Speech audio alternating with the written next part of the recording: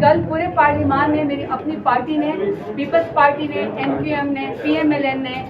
اور مولانا جمعیت العلماء فے کے اور جتنے بھی انڈیپینڈنٹ لوگ آئے ہوئے تھے سب نے میرا ساتھ دیا۔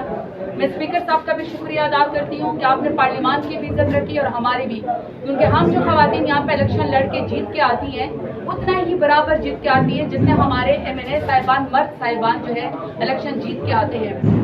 نہ ہمارا خاتون ہونا یہاں پہ کمزوری ہے، نہ ہماری کوئی ویکنیس ہے،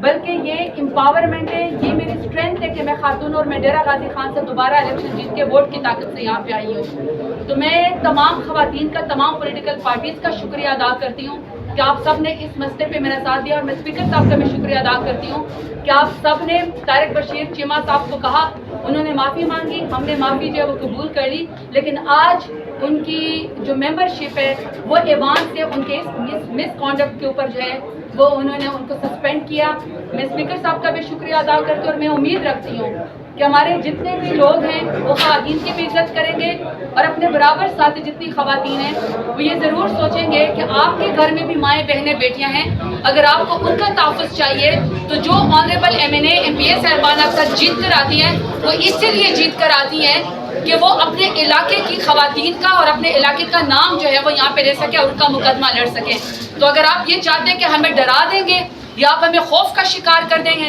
اگر آپ سمجھتے ہیں کہ آپ اپنی ڈومیننس سے کوئی اسٹرینتھ شو کر دیں گے، تو یقین کریں کہ آپ کمزور ہیں،